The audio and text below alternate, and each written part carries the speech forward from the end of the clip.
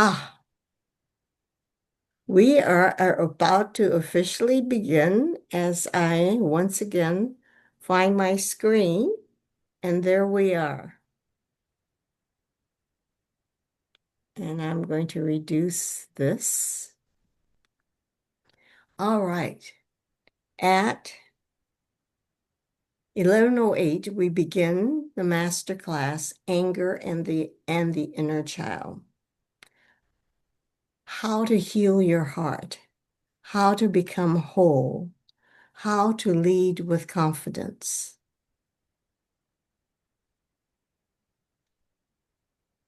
This is a quick reminder that your microphone should be muted, and it's lovely whenever I remove out of these slides that your cameras are on so we can see your faces.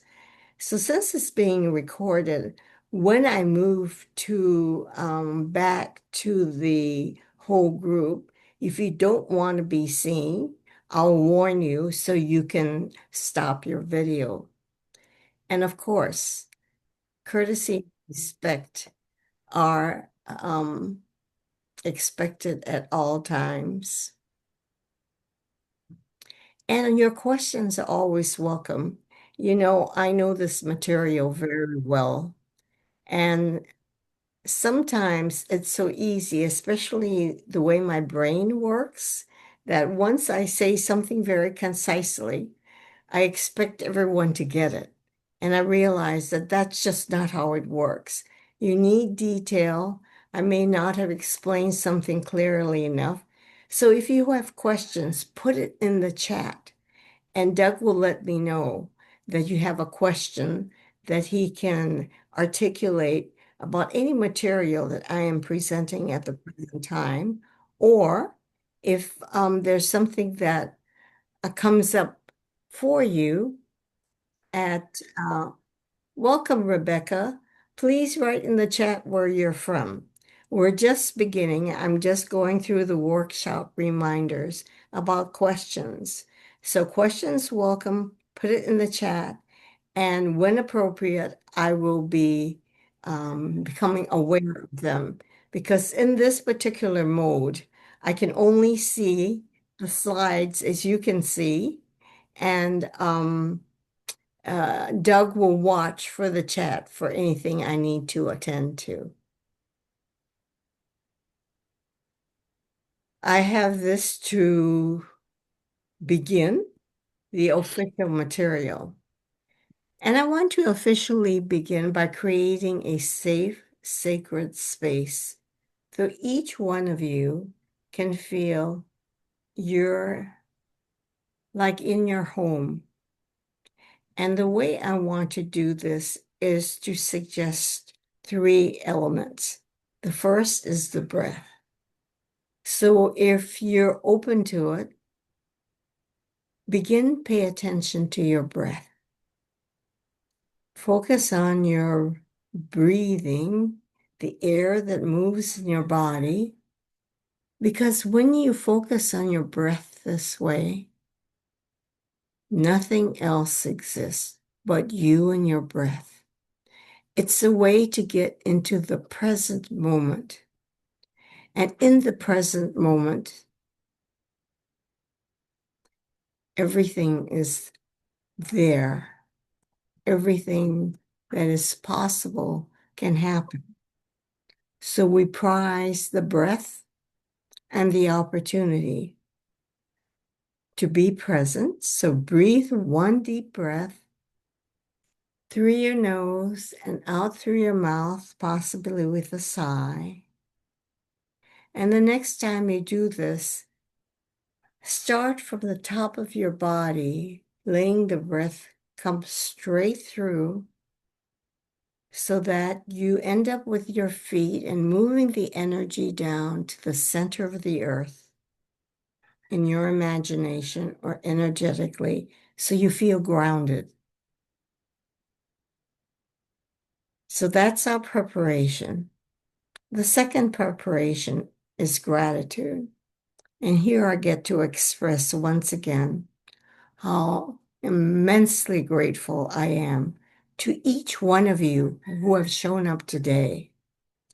However, you became aware of this workshop and registered for it. I know one person responded to my TikTok video and said, I'm registered, and thank you, whoever that is, whose name I forgot. My memory isn't wonderful these days, but I am grateful for your presence. And believe me, all of you, as president, uh-oh, hang on a second. Yes, you do? Oh, okay. Hang on. Um, okay, all right. Okay. So, I'm very grateful for communication. So Doug called me and said that he keeps getting bounced off. So I'm going to go back to the regular screen so I can access the chat. And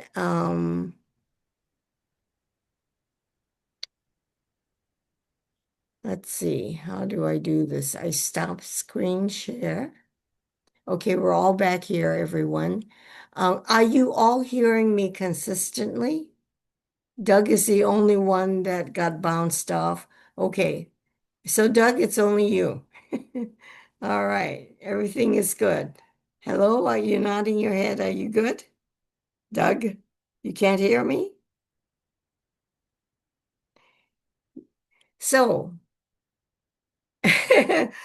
what if Doug doesn't respond? He seems to be frozen. Anytime you see in the chat a question somebody has, um, let me know. So how can you let me know?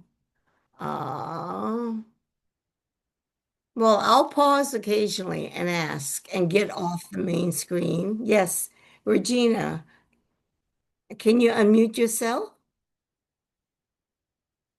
You can't let me see whether I can allow you to do that.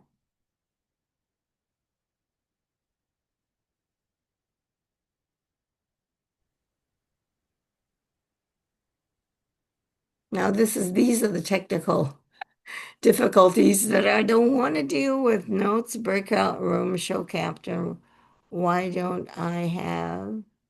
If you want, you can raise your hand. Yes. However, thank you. You'll monitor the thread for question for you. The question is, how do you let me know that you, oh, Regina, I can make you a co-host too, so you can let me know. Okay?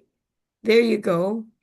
So you're now co-host, and um, somehow we'll get through this, right? One way or another. Yeah, well, I think you can unmute yourself, Regina, right now, so I know that you can do that. Yay. Okay, yes, two of you can do that. We will, if Doug disappears, you're there, you can let me know. Good. I'm back. Yeah, for now. All right, let's go back to good screen share, and I will hopefully remember where I was.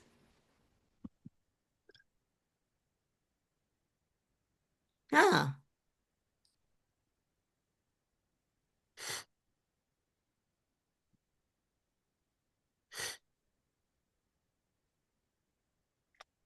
I am so grateful to you, Regina, and everyone who patiently waited for us to get all these technicalities taken care of.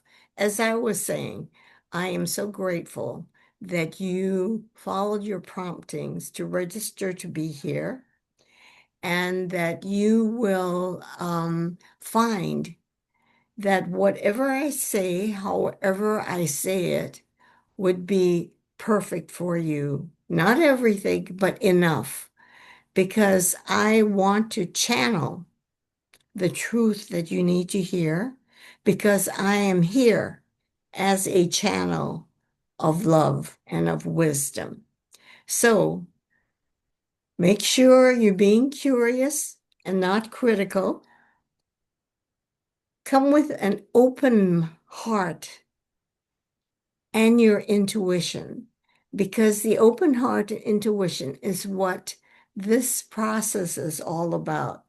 To learn what it takes to open your heart more and more, and what it takes to appreciate your intuition, as you will hear how I prize my intuition, because it can lead you to where you want to go.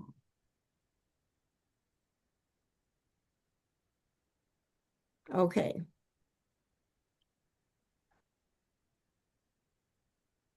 Now, officially, I want you to know I have 44 years of experience in therapy, in coaching, and in healing.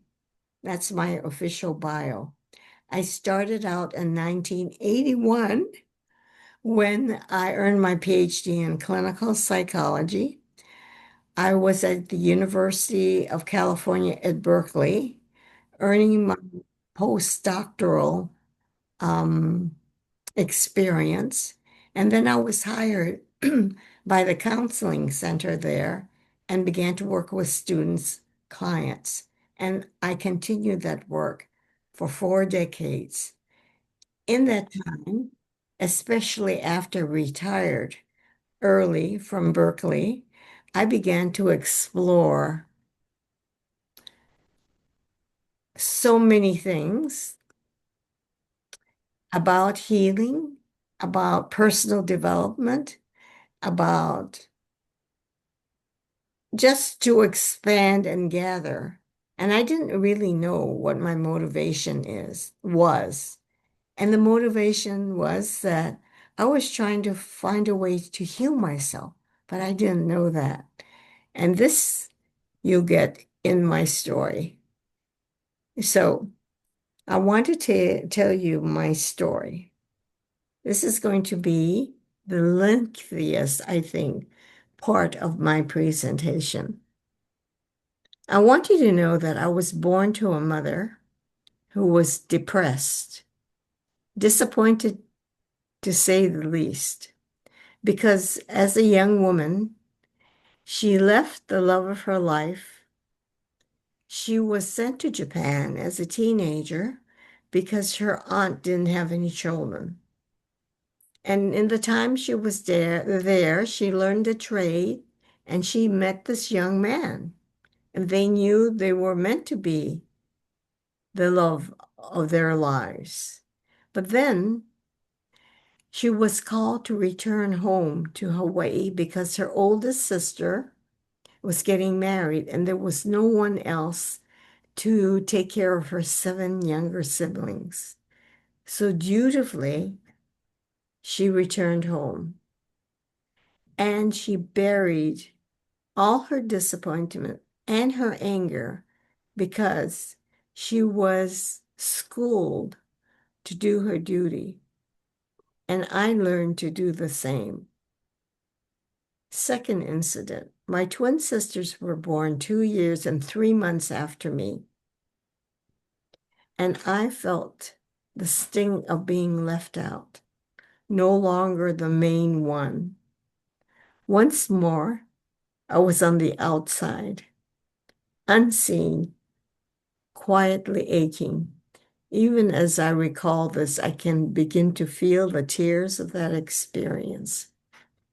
Later on, as a teenager, a group of so-called friends cornered me after school. I can just see the scene. They confronted me with the accusation that I had abused my best friend. And since I had recently become a Christian, I told myself I had to forgive all this betrayal. And I did. But the truth is, I buried my anger once more. And as you learn, when I buried my anger, I buried myself. Another incident in middle school, intermediate school, I was one of 6 identified as gifted. So we were going to skip a grade. I begged my parents, please let me stay with my peers. They said no, I had to do this. I didn't argue. I didn't cry. I just folded again. Now, some years later, my first husband betrayed me.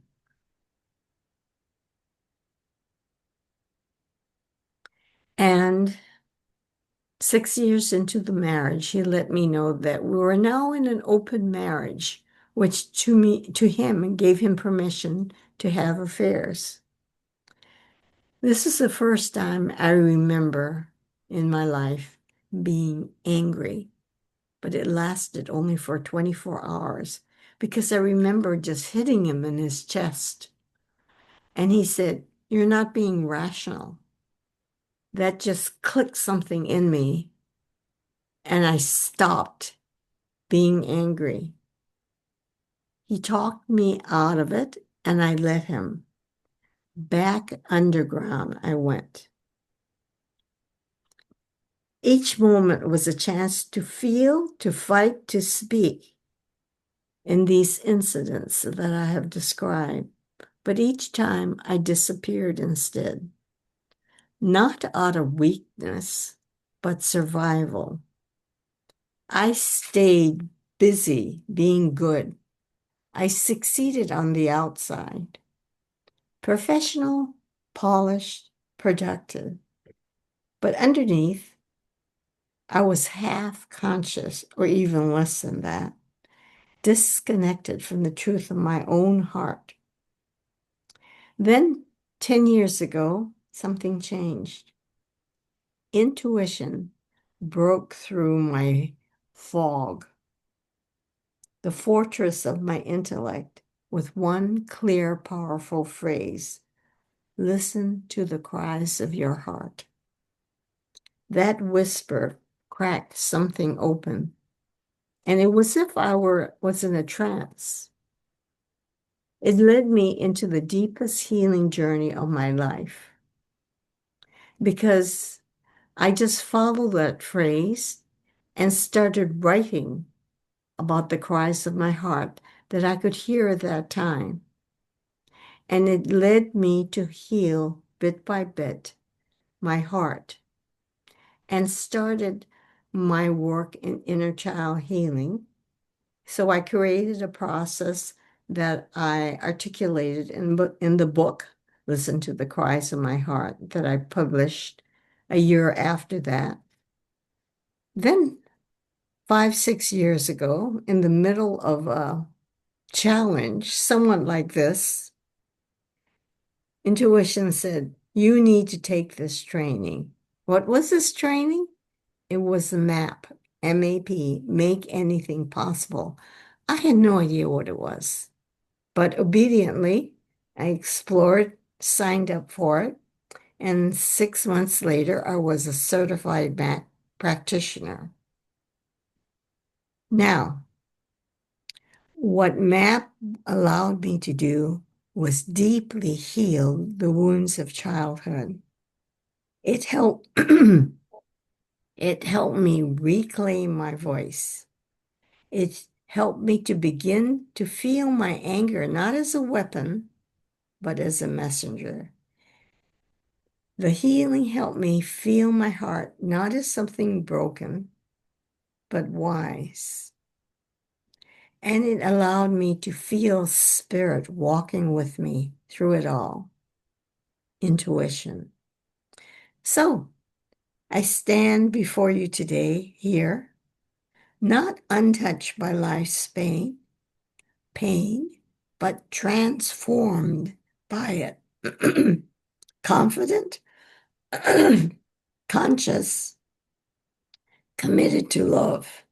and this and this is what I want for you: to stop running from the fire, the anger, and start listening to the wisdom that has been buried underneath it all along.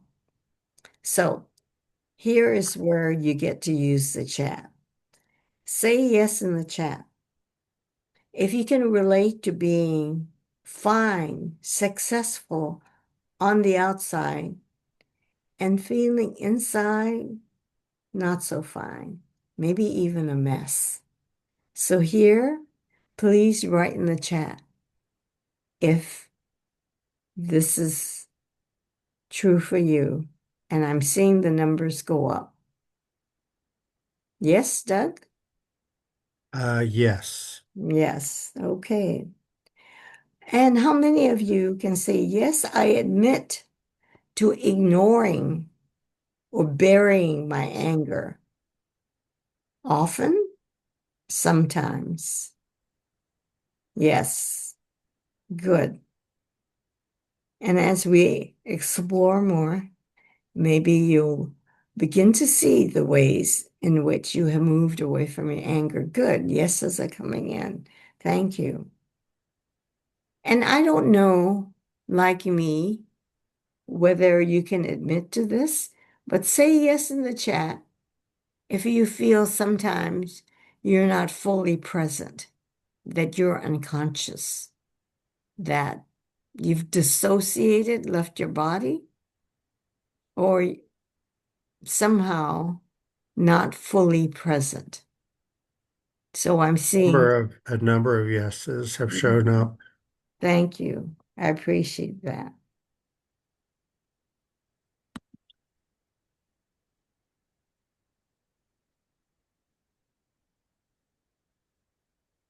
So, overview. The master class has three sections. The first is emotional reset to embrace anger. The second is talking about the inner child wounds and how to heal them. And third is about how to return through these two processes to your original essence or your true self. Here's my imperfection here. I didn't catch that error. So the spirit is, there are times that I will be teaching you so I can help you become aware of how you are in the present moment and to teach you and show you where you could be. So that's my teaching. And I want you to notice if you feel resistant to any of these material. Just notice it, because by noticing it, the resistance doesn't stay as strong. This is the gift of awareness. When you notice things, as Thich Nhat Hanh says, awareness is like the sun. When the sun shines on it, things no longer remain the same. So just notice. And as we go through this, as people share in the chat, as we share material, as I bring people into speaking, we notice if you react in some way.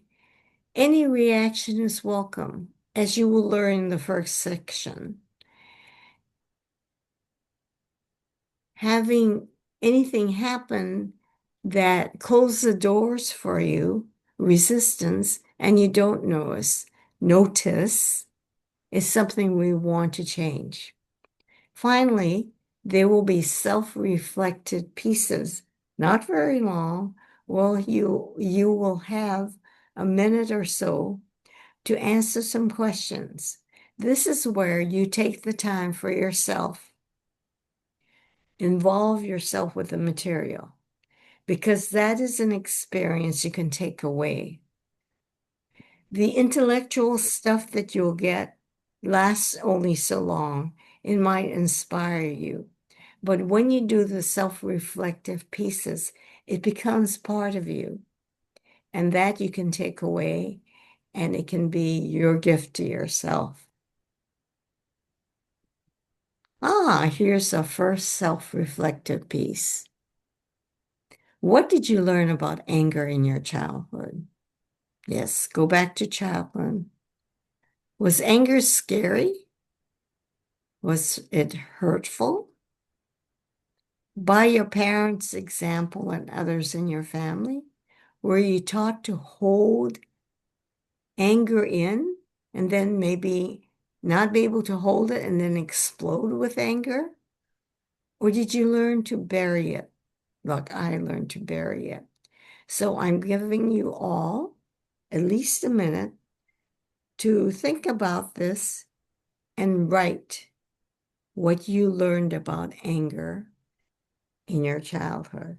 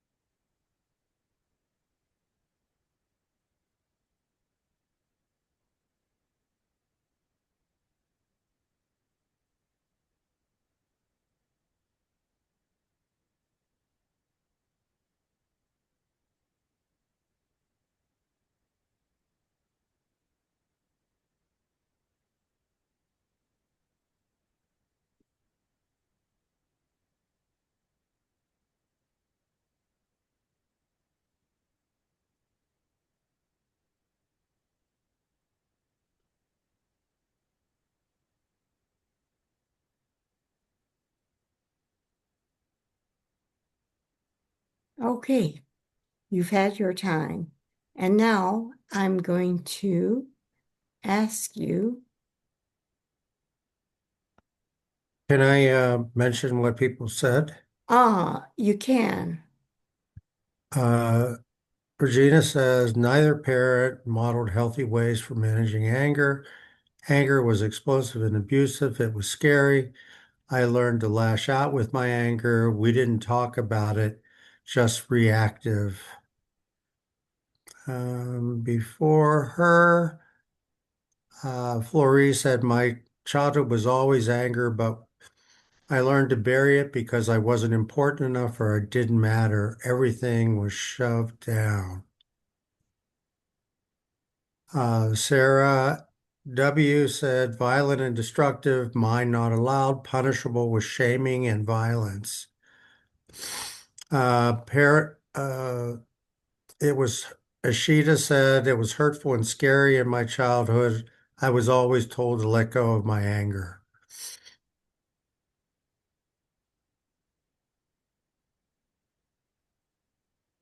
Teresa, Teresa said I was allowed to feel it, but strongly cautioned not to show it. My mother was passive aggressive at times, and her anger was misdirected. Tamika says I buried it, too afraid to speak it.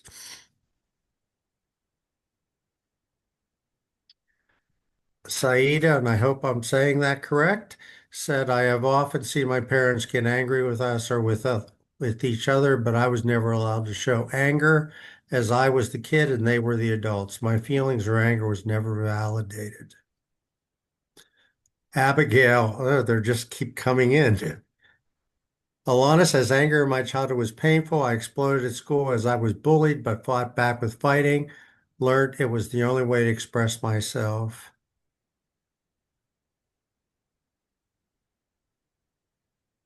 Abigail Arnold said was something natural, but also something to apologize for.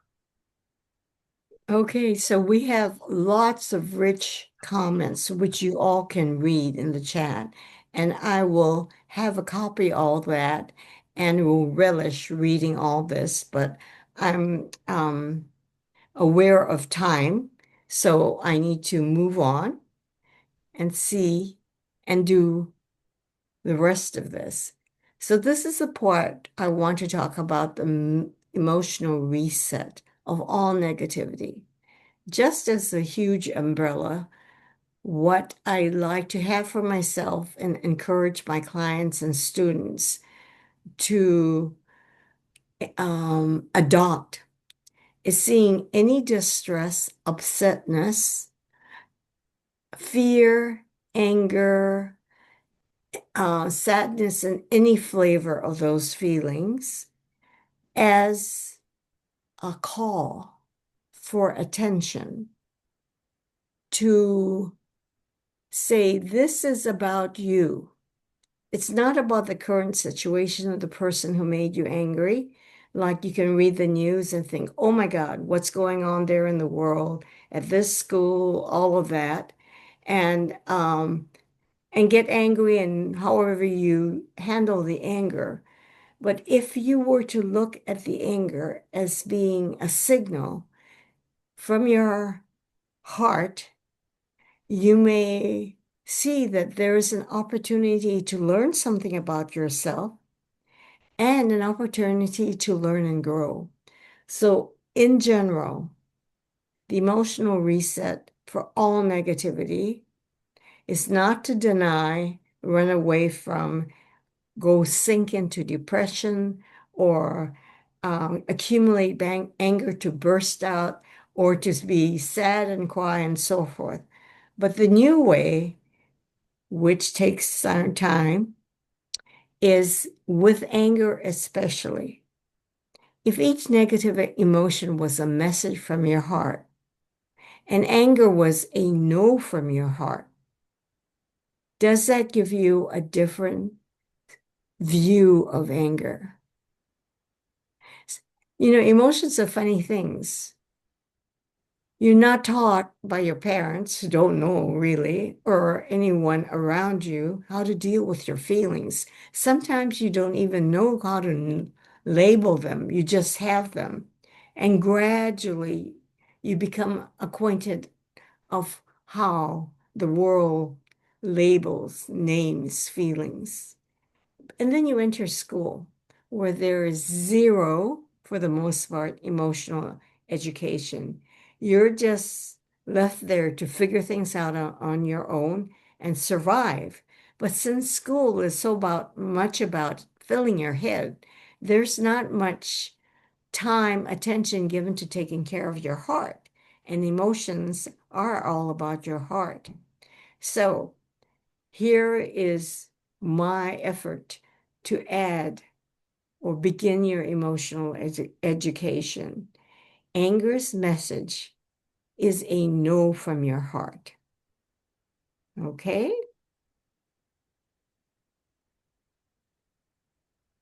Now, oops, response. I caught another error. So any anger from now on, notice, remember, or become aware sooner rather than later. And then, usually later, even if it's a minute later, you sit with what happened. Then you ask your heart, what did I need instead of what I got? For example, if you said something at work or in a family situation and someone dismissed you, like saying, we don't want to hear from you, or turned back on you, you might find that you responded with some kind of anger. In revisiting that situation, you can say, okay, that was a no from my heart. What was the message?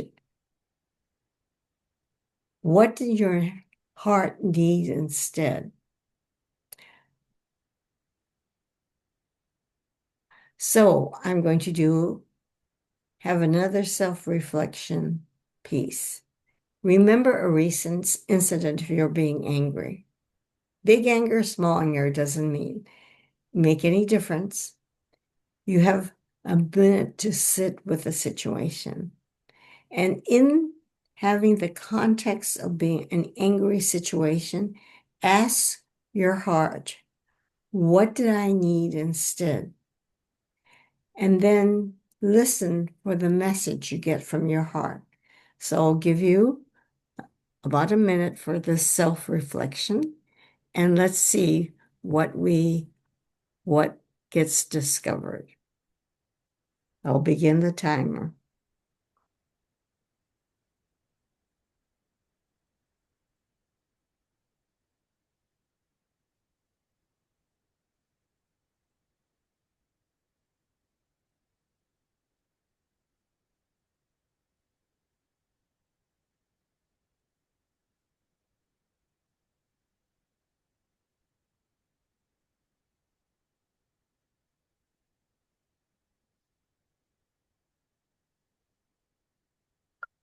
Unknown caller.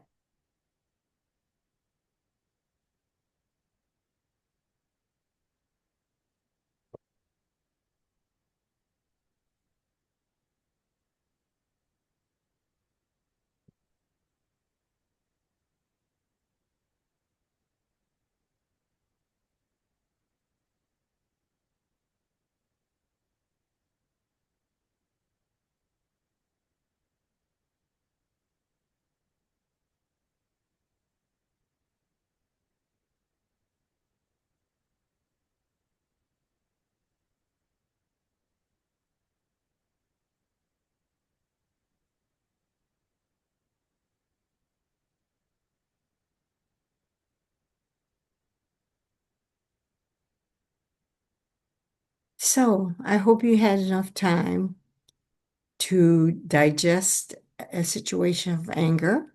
And now, if you would put in the chat what message you got from your heart in that angry situation you reviewed. And And most of them are needing to be heard, understood, to have their concerns acknowledged, um, especially to have their emotions acknowledged, yes, good. and opportunities to explain circumstances, a need for empathy. One person's Leonie said, let's let go of her need to control, Yes, need yes, to feel safe, yes, yes. Need to be seen, need to be understood, need to be treated differently, respected. Yes, need to be appreciated. yes.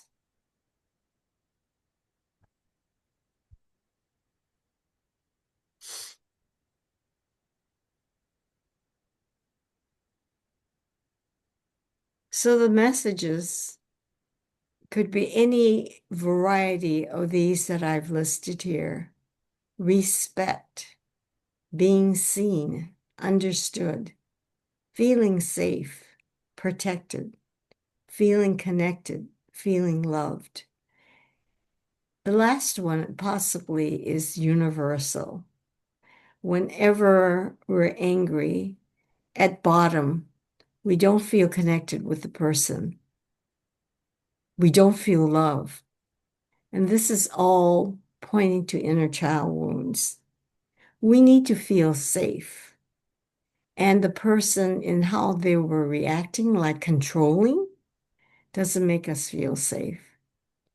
And then being seen and understood, where oftentimes the person is all about their having their point of view and trying to make you see what they see, and they're totally disregarding you.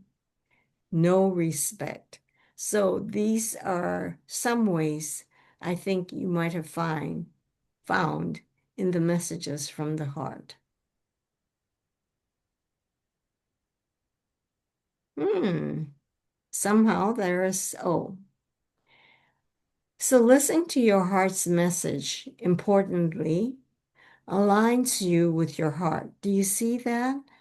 When you turn to your heart to hear the messages of anger, as well as fear and sadness, you are turning to your heart and becoming partner with your heart, which is an important shift from how we may be operating. Okay, now this is the tie-in to the inner child. Are there any questions before we move in to this section? So the whole point of the first section was to become aware of how our history, particularly in our family, set us up to how we respond to anger as a difficult, uncomfortable, um, uh,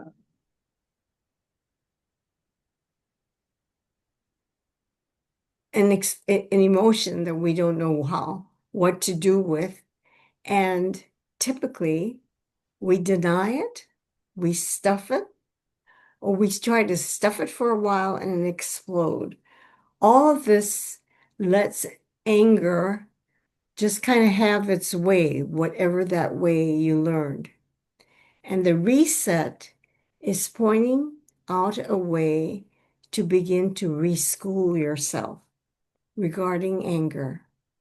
And when you have the experience of taking a piece of being angry and moving to the message from your heart, it was a different journey than you've done before. So then you become partner with your heart. And your heart is your emotional guidance system, and it's good to be partnered and close to so you can begin to hear what your needs are. The work that I do in healing the heart allows you to also, when you've done enough healing, to begin to dig and touch the depth of your heart, which is containing your wisdom and your original essence, which is your innocence, the child in you that has so much energy, so much creativity and play. That is something is you an adult is not in touch with, is blocking out a huge source of energy and creativity that could be yours. Okay, this is the connection from anger now to the inner child. The triggers are anger, fear, and sadness, anger being probably the loudest for all of us. The second is the inner child comes with a set of impressions of self and the world, which is gained early on in its first wounding. And I will elaborate a bit more. But the impressions are what we call beliefs. And then early on, we adopt patterns to survive. And these patterns write the script that run the adult life.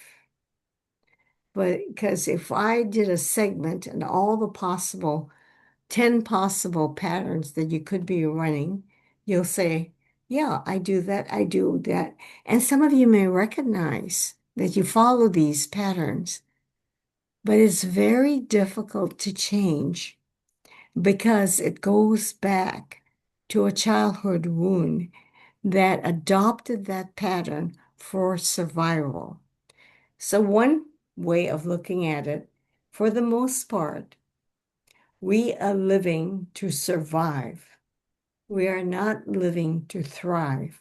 And that's why I'm here today to help you identify how triggers, especially anger, can help you align with your heart, how beliefs can be seen as signs of your inner child, and recognize patterns that run your adult life to get this bigger picture so you see the importance of healing the wounds of your childhood.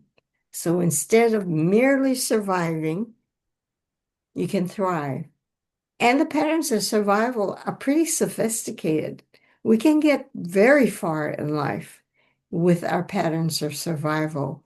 But because they come from a defensive position, they don't feel deeply satisfying. They don't, they come from pressured energy rather than an expression of who you are. So here's what happens. We all get wounded, no matter how mature and enlightened we are, our parents are, we still get wounded. Why? Because parents cannot be with you 100% of the time since the time you were born. They leave you for a few minutes because something gets their attention. And in those moments, it may be you needed them. You were hungry, you were wet, you needed to be held, you needed them. And you might have cried, but because they were busy in the kitchen or somewhere else, attending to some other child, a sibling, you were ignored, neglected for a while. It wasn't intentional, but nonetheless, you felt you weren't seen, you weren't heard, you weren't loved. And that was an example of a wound. Or more unfortunately, you may have been in an unstable environment where parents were abusing substances such as alcohol or becoming distracted by watching TV, playing video games just because it was too much for them, or there was constant conflict in the family. All of this can contributed to your feeling wounded.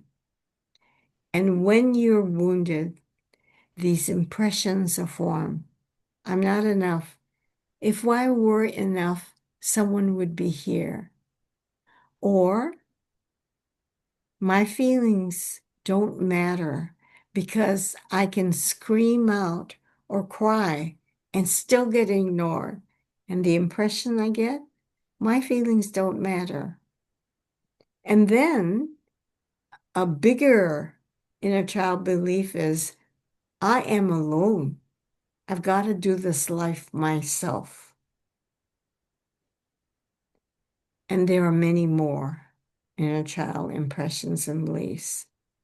And out of these experiences, survival strategies are born, such as perfectionism, people pleasing, self reliance, overachieving, and so forth. So, this is how the inner child is connected to what we need to get into.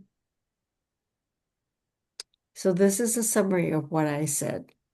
Every time you were neglected, rejected, abused, abandoned as a child, there was the pain of that experience, beliefs arising from those experiences, and trauma parts with strategies on how to survive. So each of these elements need to be addressed in order to heal these wounds. So this is a second segment on healing early childhood wounds.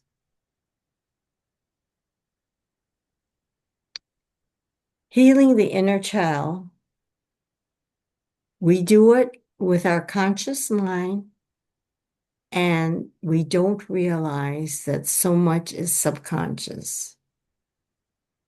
Do you know that in every moment, right now, for example, only 5% comes from your conscious mind and 95% from your subconscious mind? So if you're not addressing your wounds with accounting for the subconscious mind, you are only 5% effective. There are many ways that people advertise and teach about how to heal the inner child.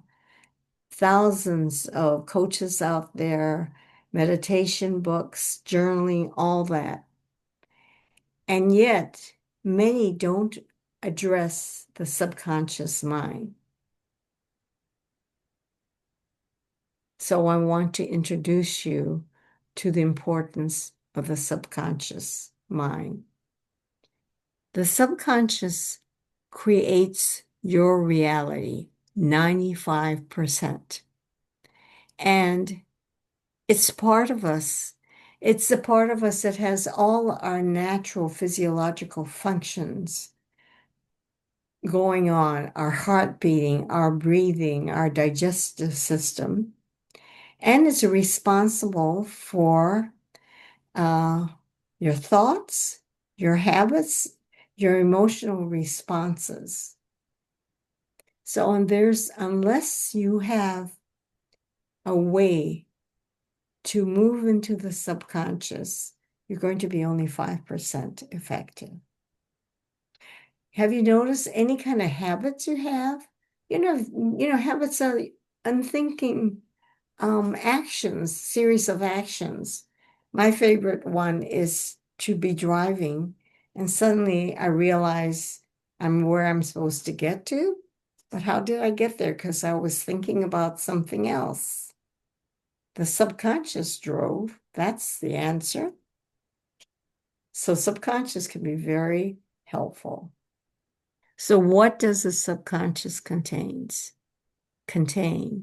It contains core beliefs, emotional memories, all the protective patterns we have, and our inner child wounds, all the automatic behavior, like walking down a series of stairs. You do it automatically. If you stop to think about it, you'll start tripping. Our nervous system responses, and if you want to get deeper, all the symbols, archetypes, and soul truths are there if you are willing to dig deep. So the cartoon on the right, we have met the enemy and he is us.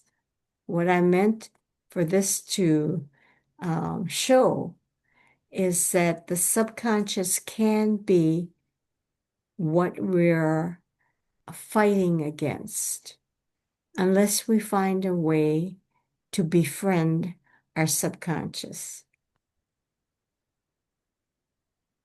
And the way that I have found is the system called MAP, Make Anything Possible. It's a system that trains your subconscious to treat and heal the pain and the result of childhood wounds. After being trained, we call the subconscious superconscious. And we do that because it is a divine expression of you. When we train it this way, you will begin to feel kind of like an enhancement because now you're connected to an automatically working subconscious that now has been shifted to being in touch with your conscious mind so that when I, as a facilitator with your superconscious, I can direct your superconscious to treat the pain, the trauma parts of whatever issue that is facing you. And when you've worked with this enough, you'll have that capacity as well. It's like having a genie in your pocket so that you can find this issue appearing again in your daily life. Then you can say, superconscious, please treat that. So MAP is an incredibly powerful way of moving forward. Are there any questions, Doug, about the second section where I went through the healing of the inner child? Let me summarize what I mean to say here. For my part, the more sensitive and alert you are to signs of the inner child in its triggers, in its beliefs and patterns,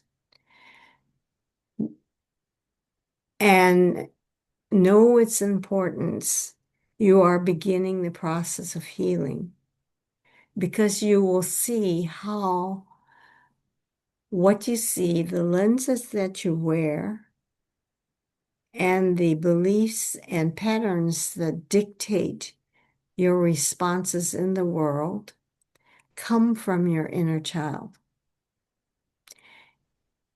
And if you're ignoring all of that, you're just possibly up to now operating as usual, puzzled about why anger happens this way for you, or why you keep stressing yourself and becoming an overachiever. Nothing is enough.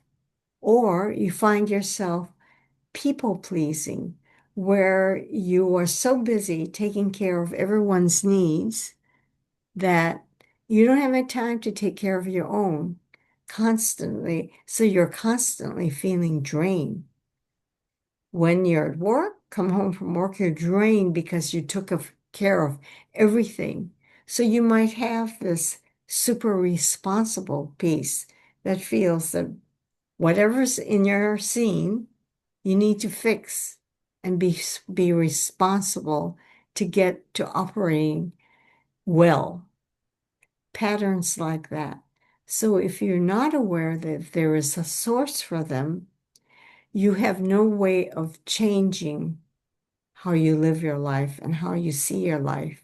So it's important for you to begin to pay attention to the triggers, become aware of the many beliefs that you have and the patterns. I was just talking to a very um, mature, emotionally mature, and a person who has done her work her whole life. She's now 83, and she is so able to be very present. And yet she said, when I visited her, do you know what? I had to deal with this issue about expectations, about how I could please you. So the people pleasing aspect in a whisper showed up as she was anticipating my arrival. And she needed to look at that and find a way of healing that part so that when we're present, that need to please and meet my expectation didn't become part of the agenda. So, what I'm saying is, we do the work, and at first it seems like there's a lot to take care of. And when we've done enough, we're not done with our journey. We're a work in progress. So, however you've come to heal as much as you have, and you're here today, there's always more to do. And if you don't know a way of working with your subconscious, this is why I'm here to introduce you to the system that I use to heal more deeply. So I need to ask Doug, is anyone have any questions on any material up to this point?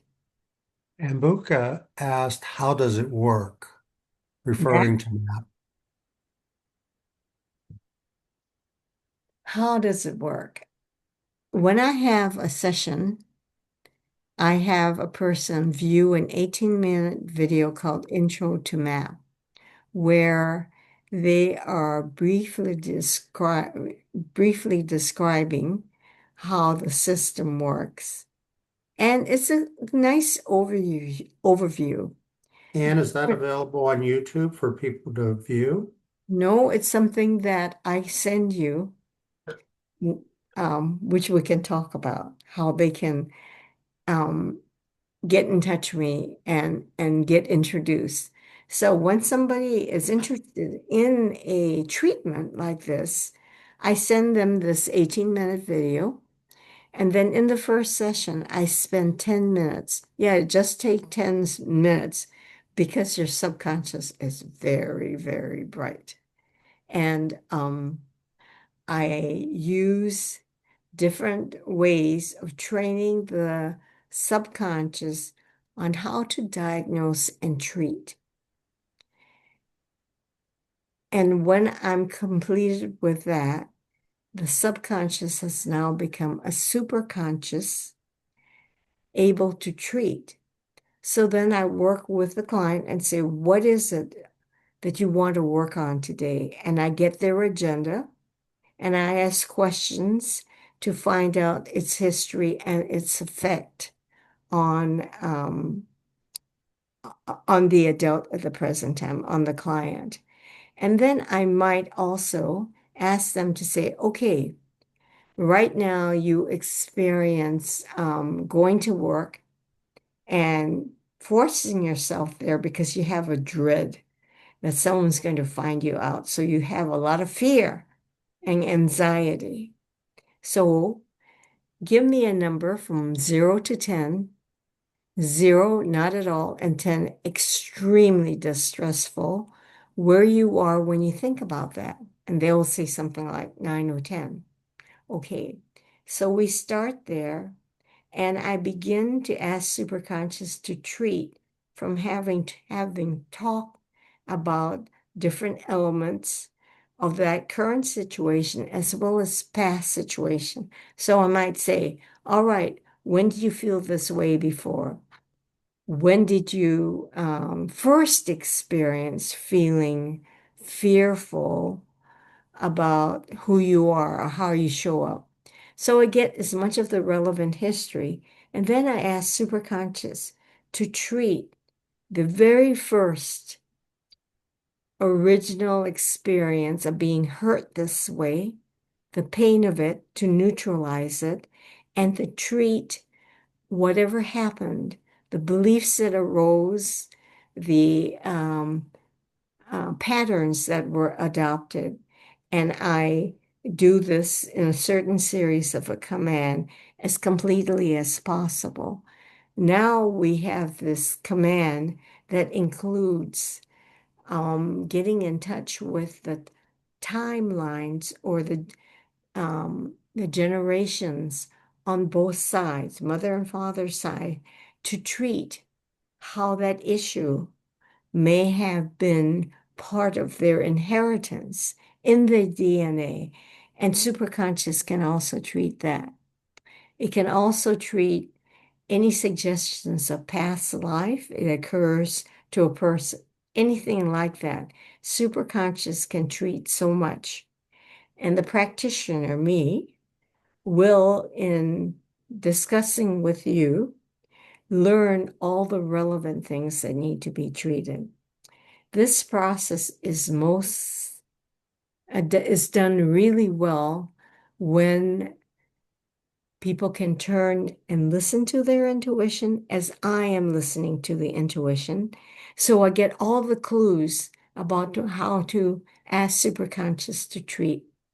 And after first treatment, I ask, so what happened? What did you notice? And they might say, oh, I remember this particular instance when my father da da da da, or my mother da da da, or my siblings da da da da, or a time in school when the teacher shamed me, whatever it is.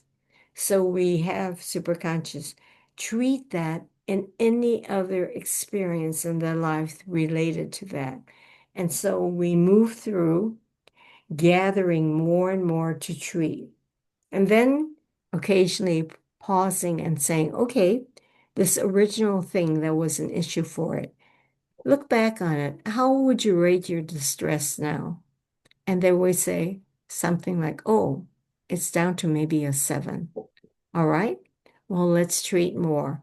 So we treat it down to where it might be a 2. And then if we're done with that one and there's time, by the way, my sessions are 75 minutes long, we move to another issue that concerns that then. That was a long answer to the question. Was that satisfying? Ambuka says it sounds like optimal EFT. Yes, it's optimal EFT. And the person who created MAP, not MAP, but the system that MAP is built on is Dr. Gary A. Flint, and he was one of the originators of EFT. Then he devoted himself for a long time working with people who were victims of cult abuse. And because they were the most difficult patients to deal with.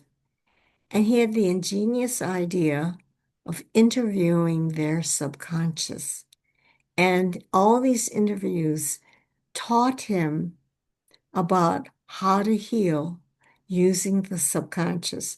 So he's written a book that that map is based on, and he's written a second book that expands what map can do.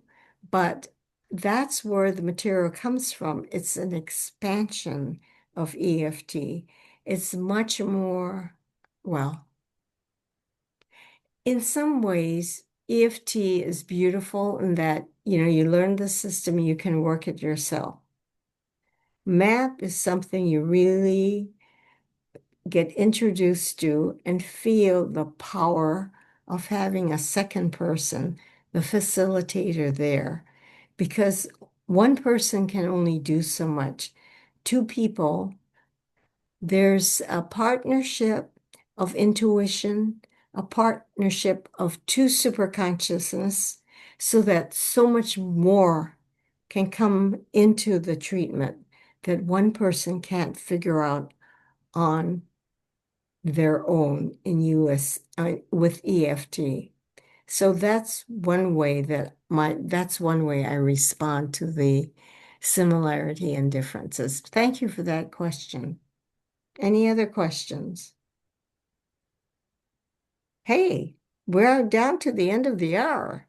So you can hang around and I will answer more questions for you. So this is the part 3 where I talk about the recovery process, where you go back and claim your original innocence. This is TG, who just had one session with me. She's a successful professional. This is her testimonial, life-changing. She felt light bulb moments that shifted something deep. After immense trauma and loss, she felt that we reached the part of her that needed to be treated and helped her to release it. Hang on a second. I'm getting notice that my battery on the computer is somehow not working.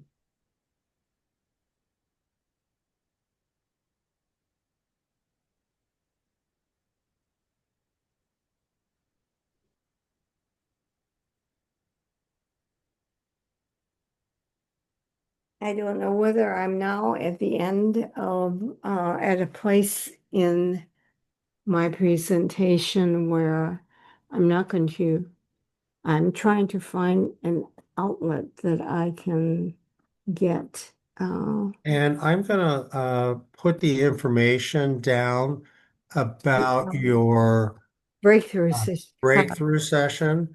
Anne offers a free consultation where you can discuss your issues with her and make a decision whether working with her is appropriate or not. There's no obligation from scheduling this. I will post the link in the chat right now. Okay, Uh, good. Thank you. I'm plugged in. So I just Excellent. wanted to have one testimonial to let you know that this is a woman that functions really well. And when I heard her issues, I was floored. And yet, just in one session, we were able to clear so much. Here's another quick one where I worked with her for a while, where after cancer, losing her dog, leaving her husband, she was barely able to function. Within weeks, she found the calm. 9 months later, she's happier than she's ever been. Nothing rattles her. She has tools to return to her steady, peaceful self. Honored to be Anne's client and grateful for the map work that helped me create and sustain an amazing life. And here, one last chat. Would you like to release the patterns of your inner child? Say yes in the chat if you would like to. And hopefully there are yeses. Say yes in the chat. Definitely, Sarah Yeah, says definitely there's a number of other yeses. yes. And say yes in the chat if you tried to change some patterns or beliefs before, but you still have them. Like, I still struggle with I'm good, not good enough. Third, or say yes in the chat if you'd like to know and live from wholeness and empowerment. A number of yeses again. Right. Wonderful. Now, one of the patterns that people have is super self-reliance. And I never thought of EFT that that helps people who with are super self-reliant. They can do it all themselves. And this work is so important and deep that if you have a pattern of saying, I can do it myself, I've got enough information from what Anne described, and I'll find whatever else I need, and I can do it myself. Don't let this pattern interfere with your yes to moving to heal deeply. Second, the inner child had her heart broken. And with her heart broken, she didn't trust anyone. She didn't trust the world and she didn't trust others. And if you ever see this in yourself, that you're kind of removed from everybody, you just kind of see what they're made of. And even then, you keep it at arm's distance, but it's way inside. That lack of trust can also, even in your time being exposed to me, also be operating. So notice whether that's there, because that's there is something very important to heal. And then there are beliefs of scarcity. When you came into this world and experienced what you did experience, you obviously found a scarcity of joy, a scarcity of love. And that can permeate your whole worldview so that you've come this far, you have what you have, but you don't know whether you could have much more because resources are scarce. So notice whether you have that, and then you hesitate to say, I can't explore more about what Anna has to offer because I can't afford it. All these things are worth discussing. And of course, this, am I worthy, deserving enough to invest in? All of this can come up. Someone had a question about Yeah. EMD. Someone had a question about EMDR, and I don't know if other people are aware of what that is, but they wanted to ask, how is this different? Okay. This brings me to the point that it depends on the training with EFT and EMDR. EMDR is available only for professionals, so you would have to have a professional. EMDR is basically a practitioner putting you through movements that create an interhemispheric activity or establishment in the brain. Quickly, trauma creates encapsulation in the brain. And EMDR helps to break that encapsulation so the brain can function more fully. So um, that's how EMDR is able to deal with trauma. But like any system, the effectiveness of it depends on, in this particular case, your EMDR practitioner, the experience that he or she has, the depth that they can work with you. So they're not just taking what you have to say, well, let's do a treatment on that memory or whatever it is. Uh, you are so much more complex, and it takes a well-trained, experienced professional to use a system like EMDR and MAP well. I hope that was enough of And that's my experience too, that EMDR is highly dependent on the skill of the practitioner. okay. So in order, Could you comment about uh, Regina said, I'm an EMDR trained and I have had many successful uh, sessions to address childhood trauma. excellent. And you're aware, many people, well, I guess more and more of the world are aware of childhood trauma. And good for you. I am glad that you're working with all of that. So you're an exception to the rule. Good. I'm glad to meet you, Regina. Could you comment on the video being available of the session later? Oh, yes. Within an hour, I will have the session um, on YouTube, and I will send through Eventbrite a link to everyone who registered for this. Someone earlier asked about the slides, and I don't know if you So released. the video has the slides, so it will be there. But if in particular you want the slide, email me or write in the chat right now. Would you please send me the slides, and I will look for that and send them to you. That Yeah, I'm a number of people had to leave earlier, so Yeah. Yeah, I know I'm going over time, but for those who can stay, I'm very glad to talk with you. And if you have anything that meant something in particular to you, writing in the chat would be very helpful because it'll either be read now or, okay, I am going to turn off this. Wait, no, there's one more. Here's the breakthrough clarity call. Doug has already put this link or this link in. You make no commitments by talking to me. We get to talk about what your challenges are, what you got from the presentation. I get to meet you rather than have you just as a picture on the screen, a few comments. Um, it's a lovely time. And if you are interested in my services or the courses that I have, I'd be very glad to talk to you about them as well. I am now going to turn off this screen share.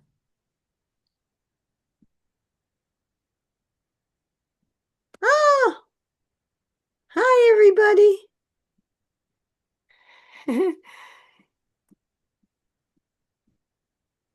Oh, thank you, Ishita.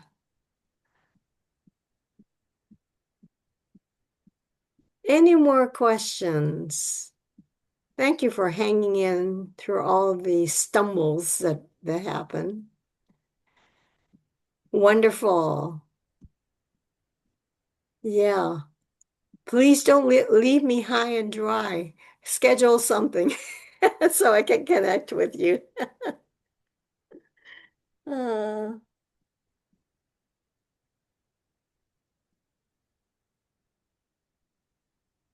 Uh, thank you, Brenda and Sarah, and get that link. And I will send the link again with the recording, so you will have that opportunity. I don't miss a chance to send the possibility for a connection, so they can go beyond that. Yes, Sarah. Excellent. Thank you, Doug, for hanging in there. I you're welcome, man. I always enjoy listening to it again. I'm a slow learner.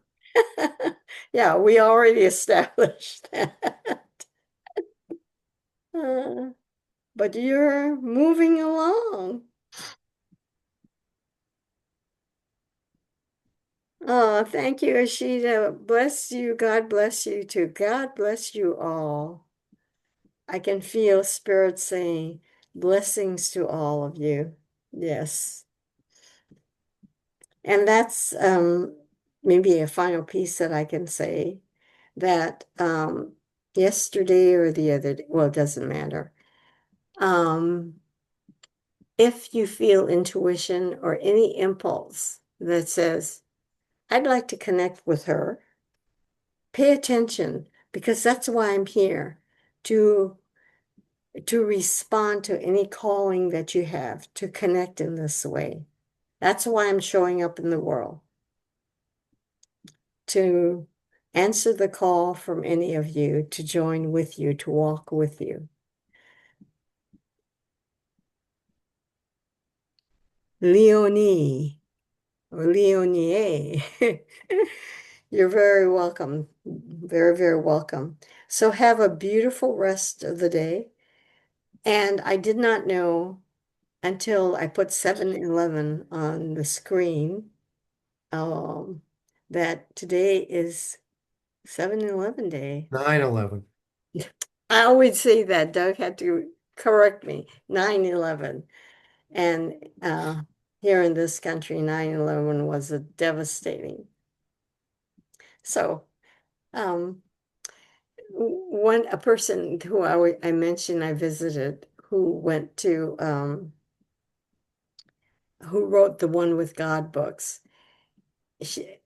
In there, she's talking with Spirit, the voice of awakening, and Spirit describes that tower as the beginning of the destruction of the ecosystem that she could see was going to happen in her life. And that's what, in some sense, we're all about, to see how small self-ego creates a world of separation. And what we're here for is to move to oneness in all the ways that we can, so that we can eliminate any sense of separation in all the forms that they can, so we can move in another direction rather than the way that the news is showing us that we have in our world today, where it's all about I'm right, wars, conflict, killings, and so forth. We are the people who can create the movement toward oneness. And that's why I stand here, and I hope you'll join me. All right. Thank you.